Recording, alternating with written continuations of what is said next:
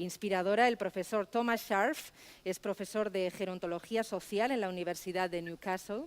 Actualmente codirige un nuevo centro de investigación en esta universidad que se centra en desigualdades en las personas mayores y anteriormente fue director del Centro Irlandés de Gerontología Social denominado NUI de Galway. Desde 2019 es presidente de la Sociedad Británica de Gerontología, forma parte de la Junta Asesora de la encuesta alemana sobre el envejecimiento y también ha participado en el estudio longitudinal irlandés sobre el envejecimiento, llamado TILDA. Y el otro ponente de esta mesa es Paul McGarry, que desde 2003 dirige asociaciones multiinstitucionales para el envejecimiento urbano. Desde 2016 es jefe del Greater Manchester Aging Hub. Para entendernos, en Euskadi es el Lagunkoia de Manchester. Y Paul McGarry también es miembro, investigador honorario de la Universidad de Manchester y ha sido miembro del grupo asesor de la Red Mundial de Ciudades Amigables con las Personas Mayores de la Organización Mundial de la Salud. Bien, creo que ya están allí. Good morning, Paul and Tom. Buenos días, Paul. Hello? Y Tom. ¿Nos oyen? I can hear you very well. Sí, le oímos muy bien. Creo que le podemos ver a los dos, a Tom y a Paul. Me gustaría pasarle la palabra en primer lugar a Thomas. For about 20 minutes, and then it will be Paul's turn. So, Thomas, I give you the floor. We are listening to you. Thank you very much, and thank you for the introduction. Yesterday was the International Day of the Basque Language, and I have a very close personal bond to the Basque country, but really struggle with the language. So I'd like you to forgive me if I just want to say a couple of sentences, first in Basque. We're listening to you. Ara gon birachearatik. And then to avoid a diplomatic incident, I'd like to add in Spanish, siente mucho no poder atender a la conferencia en persona. Next slide, please.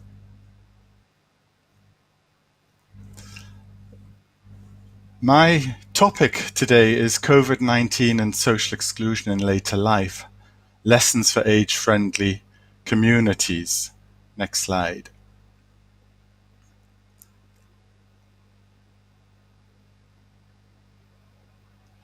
I'd like to cover 3 topics over the course of the next 15 to 20 minutes.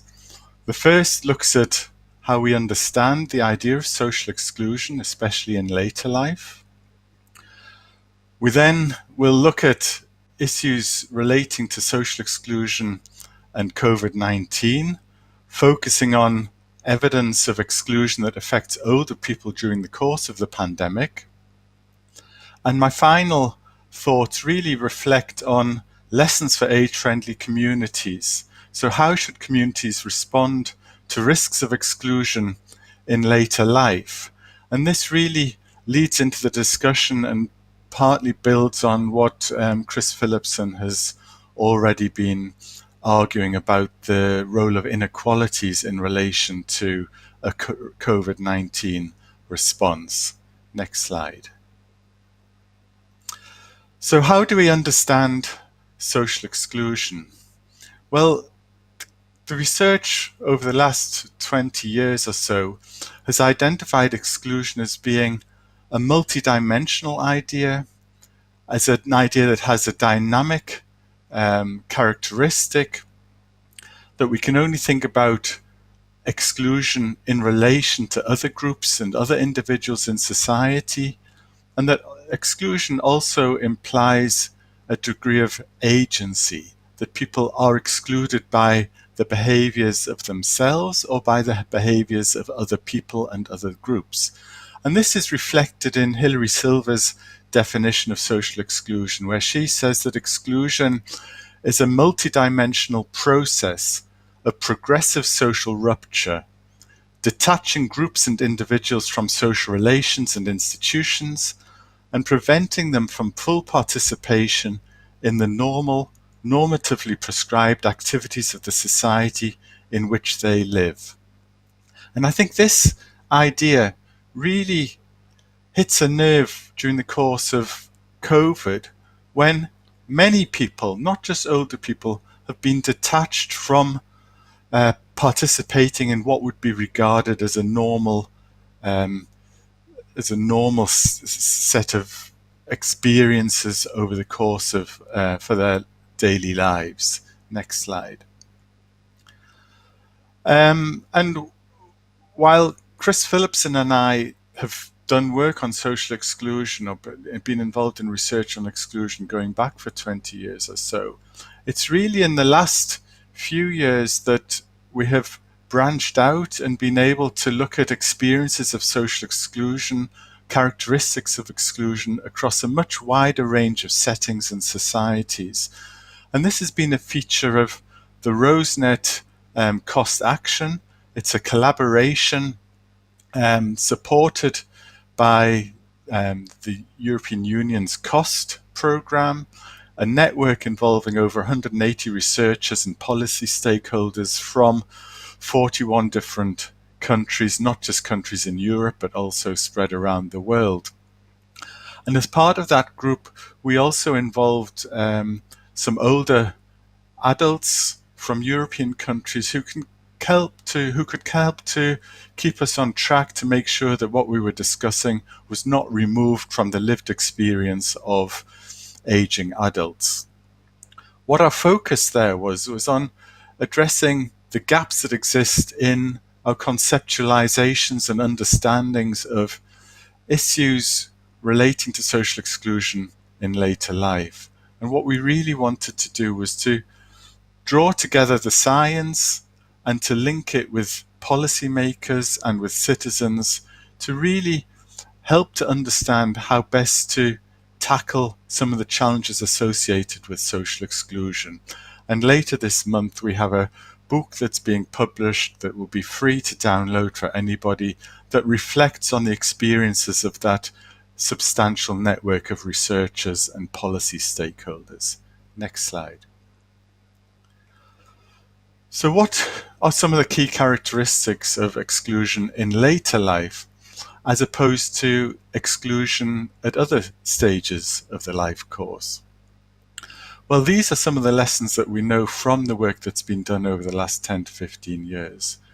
We know that exclusion is multidimensional, that it involves things like poverty and loneliness or exclusion from civic activities, that we know these different forms of exclusion can become much more prevalent as people age, that in some societies the risk of poverty really increases exponentially with old age. But we also know that some people reach later life already experiencing forms of chronic exclusion that have been addressed over the course that have emerged over the course of an extended life, and that the different forms of exclusion that people experience may intersect to create multiple really challenging situations for people who, for example, experience exclusion from their community, are living on a very low income, are digitally disconnected and unable to access commercial and public services. So what we'd argue, I think, is that exclusion in later life is qualitatively different from exclusion at earlier stages of the life course. A key feature here is that one of the arguments made, for example, about poverty and reducing poverty, which is a key feature of social exclusion, that younger people have more opportunities to escape poverty through participation in the labour market, for example, than would be the case for older people who lack access to labour market participation, who can't lift themselves out of poverty. And the same arguments could be made for such forms of disadvantage as loneliness, isolation, digital exclusion, where the state or society may need to intervene to support people to become less excluded. So what we know is that where different types of exclusion are involved, that it's also helpful to adopt an intersectional approach that highlights the way in particular groups, particular social groups, are disproportionately affected by multiple forms of exclusion. So this really relates to people, for example, in advanced old age, women in advanced old age, who may have chronic health problems, that they are much more disadvantaged than other groups who are reaching older age in a more secure position. Next slide. And this is the way in which we, as part of RoseNet, have developed a framework for thinking about exclusion in later life, and also the ways in which different forms of exclusion can intersect to create really difficult challenges, not only for the individuals involved, but also for policymakers who are seeking to reduce forms of exclusion. So we have defined exclusion in later life as being a complex process that involves the lack or denial of resources, rights, goods, and services as people age, and the inability to participate in the normal relationships and activities available to most people across the various domains of society. For me, what's important about the idea of social exclusion is that people who are socially excluded experience a much poorer quality of life, a much lower level of well-being than people who are not excluded.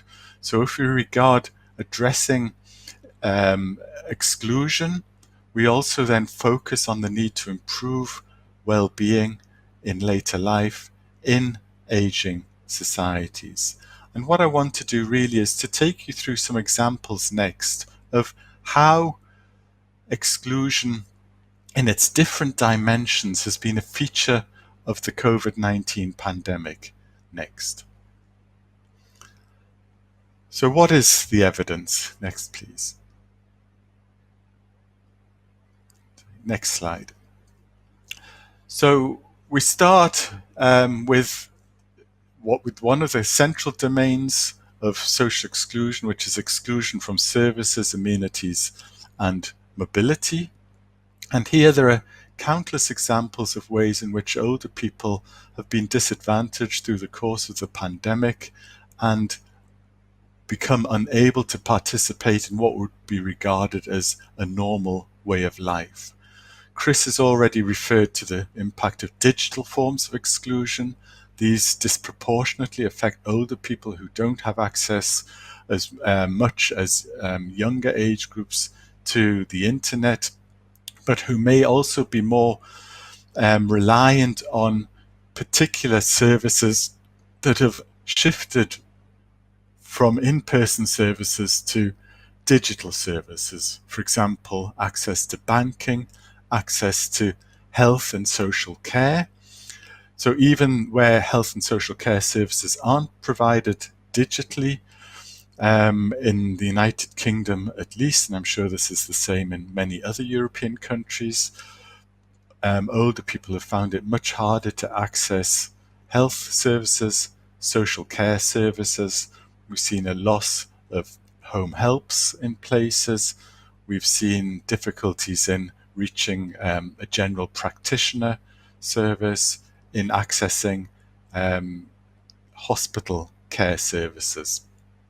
In addition to that, all of us have been affected by restrictions placed on the use of commercial services, but also there are risks associated with public transport use, where older people are more likely to be dependent on using public transport, but use of public transport is then associated with increased risks of infection, and that many older people have felt that that was not worthwhile taking the chance to move around using public transport. Next slide. We also see forms of exclusion over the course of the pandemic in relation to people's material resources. A key issue currently, but also for the future, is the impact of COVID-19 on the labour market. We see a lot of talk about younger people being affected, but there is also increasing evidence that many older people, 50 and over, are becoming detached from the labour market. And what we know is that these groups will have difficulty in the years ahead to regain access to the labour market. So we'll be thinking about the need to introduce active labour market policies to re-engage older people so that they can support themselves financially in future years. There are some older people are affected by a growing risk of poverty in terms of an inability to access their resources or the supports that they are providing to younger family members over the course of the pandemic that place their needs as being secondary to the needs of younger family generations. And there are widespread reports in the UK, in the United States, and also in other countries of older people who are cutting back on essential items of expenditure in order to make ends meet. And we see worrying reports about malnutrition, about older people being forced into the use of food banks, that really point to the precarity of many older people's material resources. Next slide. There's been a lot of attention on what we would refer to as exclusion from social relations. And this affects the impact of COVID-19 and the restrictions arising from that, the impact on the quantity and quality of people's social interactions. So we know that loneliness has been a key challenge for large numbers of older people, especially for older people and their families, older people living in care homes. But at the same time, I think it's important to recognize that we wouldn't want to use this as a way of further stigmatizing older people. The evidence in the United Kingdom is that younger age groups have become more at risk of loneliness than older age groups. But loneliness is a devastating condition at whatever age that arises. So we need to develop community responses that can help to reduce risks of loneliness in later life. Next slide. A key feature of exclusion is the sociocultural dimension. And this speaks to the widespread ageism and age discrimination that have become central features of the pandemic. In my work, I've been looking at negative images and negative language used to represent older people in public discourse. I'm sure this isn't just a characteristic of the UK. Next. We can think about exclusion also from neighbourhood and community, reflecting on the feelings that people have about the domestic environment and about the neighbourhood environment in which the people age, and thinking about the inequalities that exist in how people living in different types of housing, different types of community have been able to manage their daily lives. There's a big difference between people who are living in relatively green areas with access to good public space, as opposed to people who are living in high-rise apartment blocks with very little access to good public space. Next. And then in the final area of exclusion, we think about exclusion from civic participation, which focuses on the ways in which people are prevented from contributing to civic activities and the ways in which older people's voices have been neglected in policy making and decisions that really affect older people and their lives, and in a basic lack of regard for people's human rights, especially this has become evident in care home settings. Next. So my final thoughts really are, what does this all mean for age-friendly communities? And what I would argue, and I think what I've argued even before the emergence of the age-friendly movement, is that local authorities, that communities and regions need to really develop strategic thinking around how to reduce forms of social exclusion. And the age-friendly movement allows us to take these ideas forward into concrete actions that focus on reducing the risks of exclusion across its various dimensions, with a view to improving older people's quality of life. Even without the age-friendly movement, these should be important local strategic priorities. So this really involves reducing poverty and material deprivation, developing responses to loneliness, improving access to services and amenities, ensuring that older people are able to participate in decisions that affect their lives, tackling ageism and age-based discrimination, and promoting connections to home and community. And this really, for me, aligns very well with the age-friendly movement, but shifts the focus somewhat to really improving the lives of people who experience the most acute forms of disadvantage in later life. Thank you for listening.